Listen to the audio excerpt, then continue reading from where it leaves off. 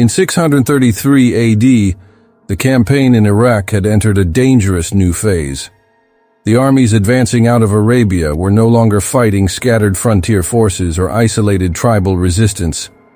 The road ahead led toward the political and military heart of the Sassanid Empire. Every mile north brought them closer to stronger fortifications, richer cities, and a Persian command structure increasingly aware of the threat moving along the Euphrates. At the center of that advance stood Khalid ibn al-Walid. By this stage of the campaign, Khalid had shown he could do more than win open battles. Persian frontier forces had been broken. Enemy formations that expected to contain the Arab advance had instead been pushed aside with extraordinary speed. At Hira, Khalid had shown another side of his command. The city was not razed merely to claim victory. Negotiation and treaty had secured it, while preserving its economic value. Hira was important, but Khalid did not view it as the conclusion of the campaign.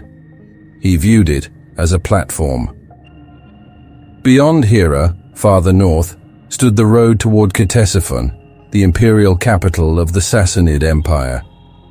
Any army threatening that road would be moving against the nerve center of Persian power in Iraq.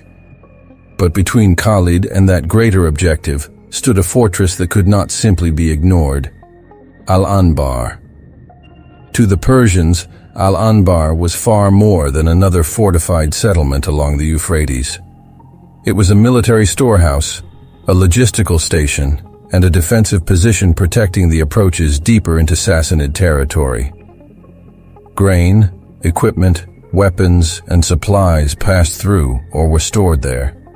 Its fortifications represented the type of defensive obstacle Persian commanders believed would finally slow the rapid Muslim advance.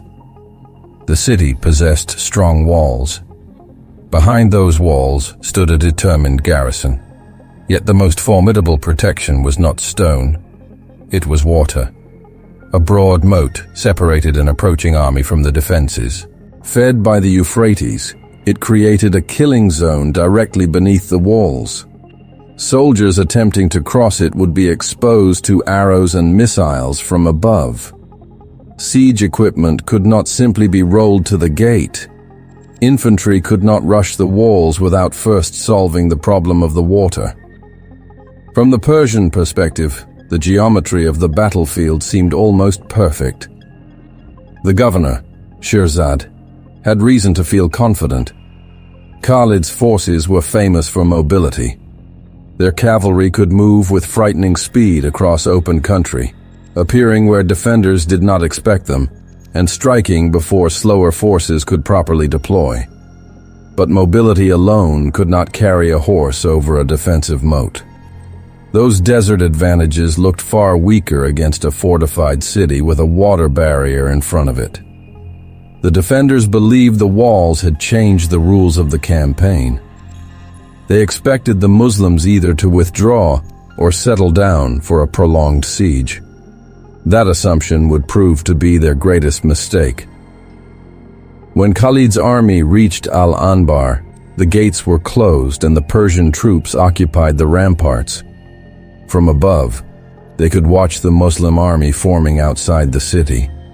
The psychological balance initially favored the defenders. They were behind stone walls, elevated above their enemy, protected by water, and supplied from an important imperial center. The Muslims, by contrast, had arrived without an obvious method of crossing the moat. Persian soldiers watched from the walls, confident. Some mocked the army below. From the walls, Khalid's men could appear almost helpless. There were no boats waiting beside the moat. No ready-made bridge stretched across the water, and any attempt to construct one directly beneath the defenders would expose the engineers to concentrated missile fire. Khalid rode forward and studied the position. The problem looked simple to describe, but was hard to solve. A frontal crossing under active Persian archery could become disastrous. Sending swimmers into the moat would leave men almost defenseless in the water. Constructing traditional siege works would require time and materials. A prolonged blockade might eventually force Al-Anbar into surrender, but that would sacrifice the one resource Khalid valued almost as highly as manpower: time. The campaign had depended on speed from the beginning. Every week spent outside one fortress gave the Sassanid leadership another week to reorganize. Reinforcements could be summoned, new armies could be assembled, roads could be blocked, nearby garrisons could coordinate. Khalid understood that a commander did not fight only the soldiers in front of him. He also fought the clock. If he allowed Al-Anbar to stop him for months, the strategic situation beyond the walls could change completely. So instead of asking how to conduct an ordinary siege, Khalid searched for the point in the Persian defense that could be disrupted immediately. The answer was not the moat. Not yet. It was the men standing above it. Among Khalid's troops were highly skilled archers, men raised in environments where the bow was not simply a battlefield weapon.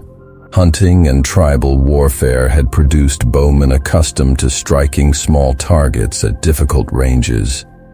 Their value did not lie only in the number of arrows they could fire. It lay in accuracy.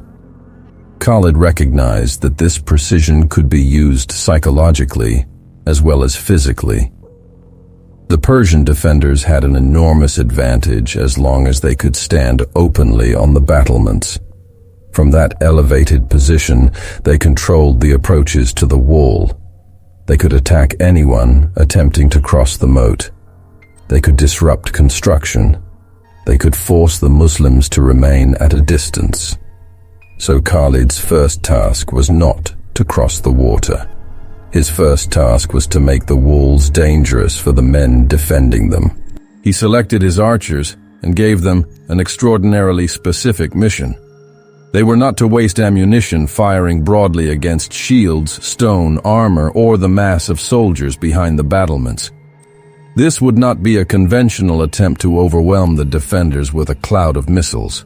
The target was smaller, much smaller. They were to aim at the faces of the Persian soldiers exposed above the walls.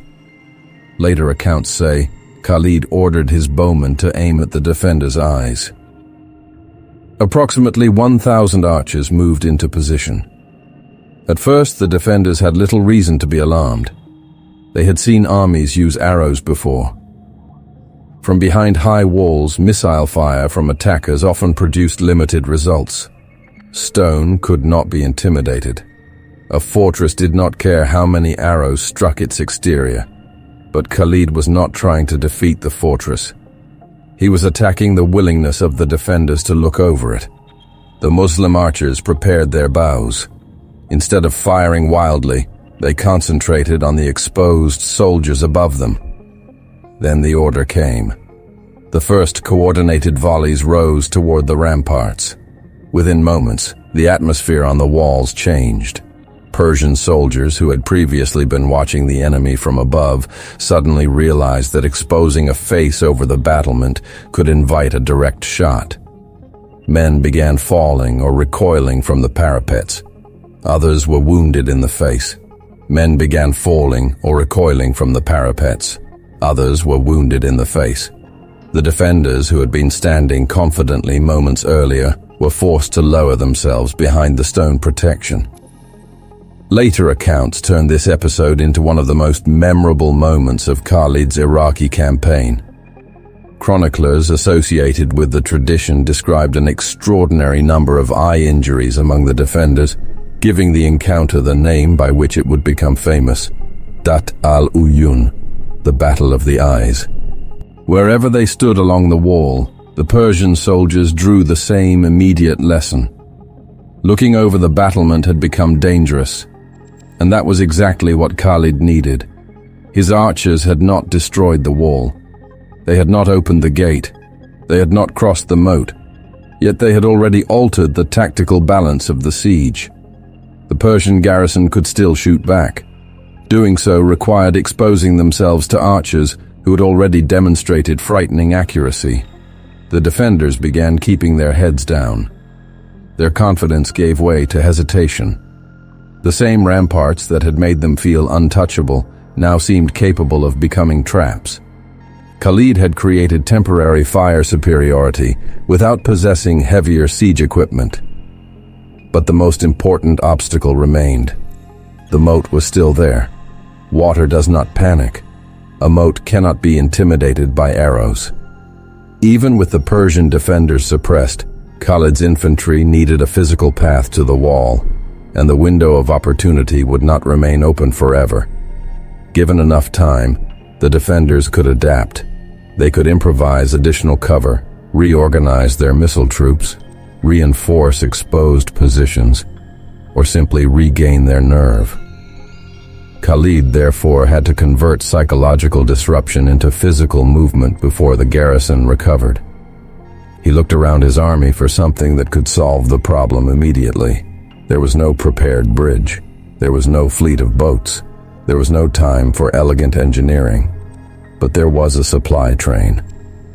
Among the animals traveling with the Muslim force were camels that were old, weak, or no longer suitable for demanding transport work. In a conventional army, such animals might have been viewed as a burden or an emergency source of food. Khalid saw something else. Material. The solution he chose was harsh, improvised, and entirely practical. He ordered the weaker camels slaughtered, but not for consumption. Their bodies would be used to create a crossing. They threw the carcasses into the water at a chosen point along the moat. One after another, they began filling the gap. The idea was brutal in its simplicity. Instead of building a wooden bridge above the water, Khalid would fill enough of the moat itself to create a temporary causeway. More material was added until men could move across the accumulated mass. It was not a bridge that any engineer would have designed in peacetime. It did not need to be. It only had to function long enough for soldiers to reach the opposite side, and the timing was critical. The Persian defenders were still struggling with the sudden accuracy of the Muslim archers. Men who might normally have concentrated fire on the crossing point were reluctant to expose themselves. The precision strike on the ramparts and the improvised crossing were parts of the same plan. They were parts of the same tactical sequence. First, suppress the defenders.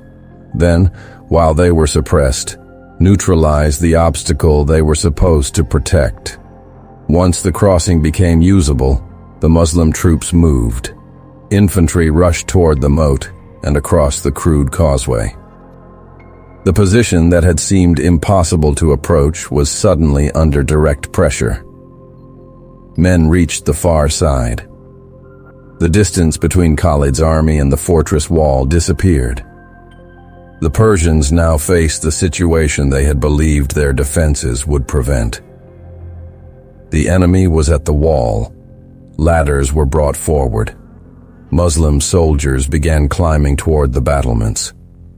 The moat had failed as a barrier because the troops assigned to dominate it had been driven away from their exposed positions at the crucial moment. For Governor Shirzad, the implications were immediate. He did not need to wait for the entire city to be overrun to understand what had happened. His defense had depended on 3 layers: the morale of his troops, the moat, and the walls. Khalid had attacked those layers in sequence. Accurate archery had shaken the soldiers on the ramparts. The camel causeway had overcome the moat. The arrival of Muslim infantry at the walls meant the final defensive layer was now under direct assault. Continuing the fight risked turning a military defeat into destruction. Shirzad chose negotiation. A messenger was sent to Khalid. The Persian governor was willing to surrender Al-Anbar, but he requested safe passage for himself and his garrison. They would abandon the fortress and withdraw toward Ctesiphon rather than continue a battle they could no longer reasonably expect to win. Khalid accepted the principle of safe conduct, but he imposed clear limitations. The garrison would be permitted to leave alive. They would not be permitted to carry the wealth and military resources of Al-Anbar away with them. Weapons, valuables, equipment, and other property were to remain behind. The strategic value of capturing the fortress depended in part on securing its resources intact. Allowing the departing defenders to strip the city would undermine the purpose of the victory. Shirzad accepted the arrangement. The gates opened. The Persian troops began filing out. What followed demonstrated that the contest between Khalid and the garrison had not quite ended. As the departing soldiers passed the Muslims, some appeared unusually bulky beneath their clothing. Heavy robes concealed more than the men were supposed to be carrying. Suspicion grew. The withdrawal was stopped, and the men were ordered to reveal what they had hidden. Valuables emerged from beneath their garments. They had hidden gold objects, fine textiles, and other possessions inside their robes to try to smuggle them past the surrender terms. Khalid now had a choice. The agreement had been violated. He could have treated the attempted deception as justification for canceling the safe conduct entirely. Instead, according to the source, he enforced the terms while keeping his promise to spare their lives. The hidden valuables were confiscated. The departing men were deprived of military equipment and mounts that they had no right to remove under the agreement. They were then allowed to continue toward Ctesiphon, alive, but humiliated. The distinction mattered. Al-Anbar had been captured without the city being subjected to pointless destruction. Its supplies remained usable instead of being burned in the chaos of a prolonged assault. Its strategic position passed into Khalid's hands, and the defeated garrison carried news of what had happened with them. That news could be almost as useful as the captured fortress itself. Every Persian commander farther north now had to consider the lesson of Al-Anbar. Walls alone were not enough. A moat alone was not enough. And an apparently secure defensive system could fail if one component of that system was suddenly neutralized.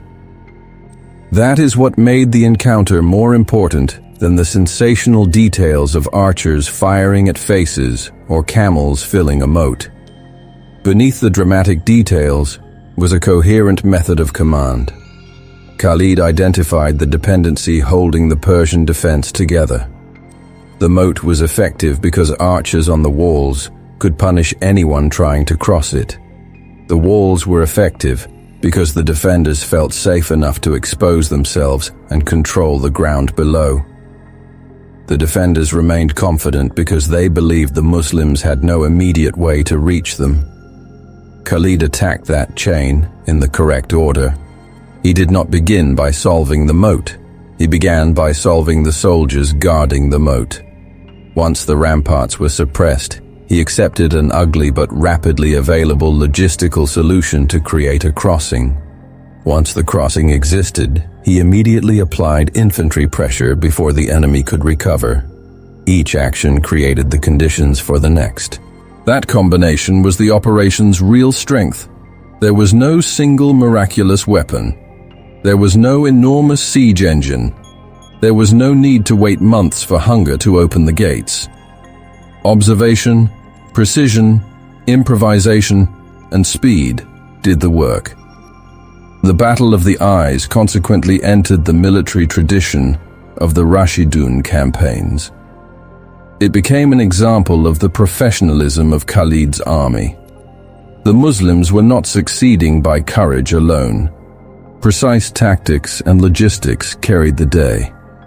At Al-Anbar, success depended on disciplined archery, coordinated timing, and logistical sacrifice. It also depended on a commander's ability to see that an obstacle meant to stop one kind of attack could be vulnerable to another. The consequences extended beyond the walls of the city. Al-Anbar had protected an important route along the Euphrates. Its fall strengthened Khalid's position in Iraq and placed another strategic point under Muslim control.